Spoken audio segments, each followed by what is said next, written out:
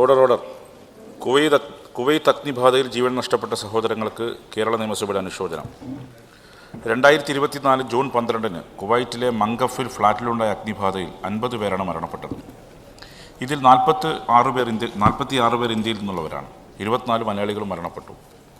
അപകടത്തിൽ മരണപ്പെട്ട പ്രവാസി സഹോദരങ്ങളുടെ മൃതദേഹങ്ങൾ നെടുമ്പാശ്ശേരി വിമാനത്താവളത്തിലെത്തിയപ്പോൾ ഏറ്റുവാങ്ങാനും അവരുടെ ദുഃഖാർത്തരായ കുടുംബങ്ങളുടെയും നാട്ടുകാരുടെയും അടുക്കലേക്ക് പോലീസ് അകമ്പടിയോടെ എത്തിക്കാനും മുഖ്യമന്ത്രിയും മറ്റു മന്ത്രിമാരും പ്രതിപക്ഷ നേതാവുമൊക്കെ നേതൃത്വം നൽകി.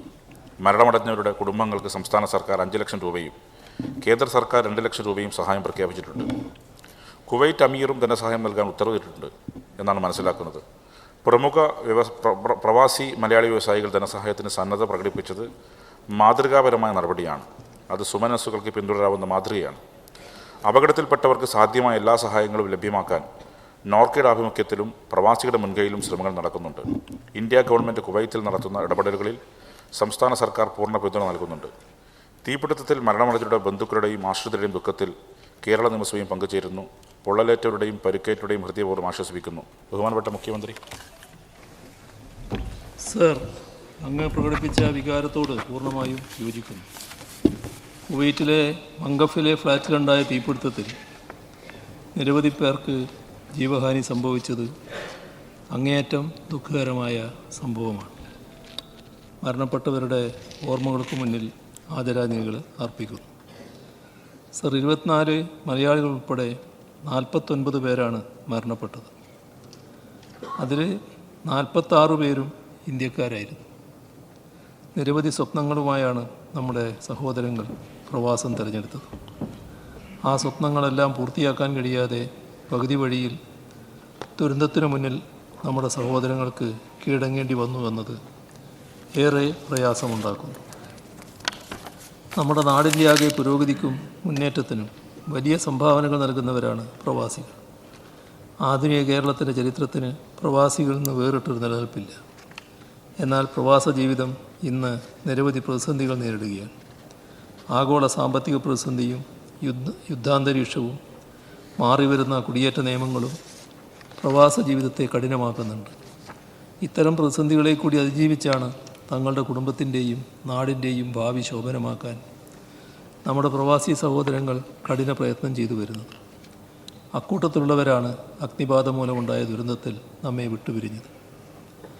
അഗ്നിബാധയെക്കുറിച്ച് അറിഞ്ഞയുടൻ കേരള സർക്കാർ പ്രത്യേക മന്ത്രിസഭാ യോഗം വിളിച്ചു ചേർത്ത് ആരോഗ്യമന്ത്രിയെ സംഭവസ്ഥലത്തേക്ക് അയക്കാൻ തീരുമാനിച്ചെങ്കിലും കേന്ദ്ര വിദേശ മന്ത്രാലയത്തിൻ്റെ പൊളിറ്റിക്കൽ ക്ലിയറൻസ് ലഭ്യമായില്ല.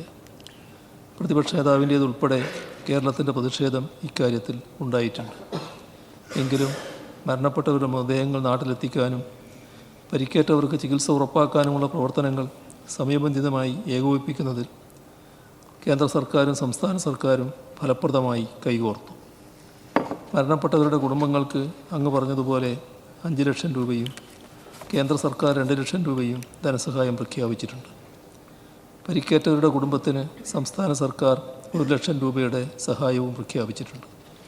ഇതിനു പുറമെ സഹായഹസ്തവുമായി എത്തിയ വ്യവസായികളെയും വ്യക്തികളെയും നമുക്ക് നന്ദിയോടെ സ്മരിക്കാം.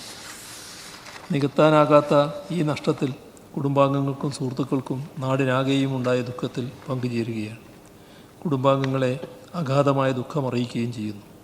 പരിക്കേറ്റവർ എത്രയും വേഗം സാധാരണ ജീവിതത്തിലേക്ക് മടങ്ങി വരട്ടെ എന്ന് പ്രത്യാശിക്കുന്നു. ബഹുമാനപ്പെട്ട പ്രതിപക്ഷ നേതാവ്. സർ, നമ്മളെ എല്ലാവരെയും വല്ലാതെ വേദനിപ്പിക്കുകയും നിരാശപ്പെടുത്തുകയും ചെയ്ത ഒരു സംഭവമാണ്. നിസ്സഹായരായി നമ്മളെല്ലാം നോക്കി നിൽക്കേണ്ട ഒരവസ്ഥയിൽ ഒന്നും ചെയ്യാൻ കഴിയാത്തൊരവസ്ഥയിലാണ് നമ്മളെല്ലാവരും നിന്നത്. കൊച്ചി വിമാനത്താവളത്തിൽ 24 മലയാളികളുടെയും അതുപോലെ 7 തമിഴ്നാട് സ്വദേശികളുടെയും മൃതശരീരം കിടത്തിയപ്പോൾ ഉണ്ടായ ഒരു കാഴ്ച ജീവിതത്തിലൊരിക്കലും മറക്കാൻ കഴിയാത്ത ഒരു കാഴ്ചയാണ്. സർ, കുടുംബം പോരുന്നതിന് വേണ്ടി, കുടുംബത്തെ സംരക്ഷിക്കുന്നതിന് വേണ്ടി, ഒരുപാട് പ്രയാസങ്ങളെ മറികടക്കുന്നതിന് വേണ്ടിയിട്ട് വിദേശത്ത് പോയി കഠിനാധ്വാനം ചെയ്ത ആളുകൾക്കാണ് ഈ ദാരുണമായ അപകടമുണ്ടായത്. ആ അപകടത്തിൽ നിന്ന് ചിലർക്ക് രക്ഷപ്പെടാൻ കഴിഞ്ഞു. പക്ഷെ ഒരുപാട് ആളുകൾ ആ അപകടത്തിന് ഇരയായി മരിച്ചു വീണ കാഴ്ചയാണ് നമ്മൾ കണ്ടത്. സാർ, അവരോട് ആ ഓരോ കുടുംബത്തിൽ നിന്നും ഉയരുന്ന നിലവിളികൾ നമുക്ക് കേൾക്കാൻ കഴിയാത്തതാണ്. മാതാപിതാക്കൾ ജീവിച്ചിരിക്കുമ്പോൾ മക്കളുടെ വേർപാട് ഓരോ കുടുംബങ്ങളിലും ഉണ്ടാക്കുന്ന സങ്കടങ്ങൾ, പ്രയാസങ്ങൾ വിവരണാതീതമാണ്. പല കുടുംബങ്ങളും അനാഥമായിരിക്കുകയാണ്. ആ കുടുംബങ്ങളുടെ സംരക്ഷകരും ആ കുടുംബനാഥന്മാരുമാണ് ഈ ദാരുണമായ അപകടത്തിന് ഇരയായത്. സാർ, നമുക്ക് എല്ലാവർക്കും ചേർന്ന് ഒരുമിച്ച് അവരെ ചേർത്ത് പിടിക്കേണ്ടതിൻ്റെ ഉത്തരവാദിത്വമുണ്ട്. അത് എല്ലാവരും ചേർന്നുകൊണ്ടാണ് നമ്മുടെ കൊച്ചി എയർപോർട്ടും അതുപോലെ ജില്ലാ ഭരണകൂടവും സർക്കാരും എല്ലാവരും ചേർന്നുകൊണ്ടാണ് ഒരുമിച്ച് യാതൊരുവിധ പരാതികളും ഇല്ലാത്ത തരത്തിൽ അത് നമ്മളെക്കൊണ്ട് ചെയ്യാൻ കഴിയാവുന്ന കാര്യങ്ങൾ ചെയ്തത്. ഇവിടെ ബഹുമാനപ്പെട്ട മുഖ്യമന്ത്രി പരാമർശിച്ചപ്പോൾ സംസ്ഥാനത്തെ ഒരു മന്ത്രിക്ക്, ആരോഗ്യവകുപ്പ് മന്ത്രിക്ക് വിദേശത്തേക്ക്, കുവൈറ്റിലേക്ക് പെട്ടെന്ന് എത്തുന്നതിനുള്ള അനുമതി കേന്ദ്ര ഗവൺമെൻറ് നിഷേധിക്കുകയുണ്ടായി. സാർ, ഇത്തരമൊരു സംഭവം നടക്കുമ്പോൾ അവിടെ സംസ്ഥാന ഗവൺമെൻറ്റിൻ്റെ പ്രതിനിധിയും കേന്ദ്ര ഗവൺമെൻറ്റിൻ്റെ പ്രതിനിധിയും നമ്മുടെ പ്രവാസി സംഘടനകളും എല്ലാവരും ഏകോപിപ്പിച്ചുകൊണ്ടാണ് ഇത്തരം കാര്യങ്ങൾ ചെയ്യുന്നത്. അപ്പോൾ സംസ്ഥാന സർക്കാരിൻ്റെ ഒരു പ്രതിനിധി അങ്ങോട്ട് പോകാൻ അനുമതി ചോദിച്ചപ്പോൾ അത് നിഷേധിച്ചത് തീർച്ചയായും തെറ്റായ ഒരു നടപടിയാണ്. ഒരു കാരണവശാലും പ്രോത്സാഹിപ്പിക്കാൻ വയ്യാത്ത ഒരു നടപടിയാണ്. അത്തരം കാര്യങ്ങൾ കേന്ദ്ര ഗവൺമെൻറ്റിൻ്റെ ഭാഗത്തു നിന്ന് ഉണ്ടായതിനുള്ള ശക്തമായ പ്രതിഷേധം കൂടി ഞാനിവിടെ രേഖപ്പെടുത്തുകയാണ്. സാർ, മരണമടഞ്ഞവരുടെ കുടുംബാംഗങ്ങളോടും അവരുടെ സുഹൃത്തുക്കളോടും എല്ലാ ബന്ധുക്കളോടും എല്ലാവരും ഉണ്ടായ ദുഃഖത്തിൽ ഞാനും എൻ്റെ പാർട്ടിയും പങ്കുചേരും.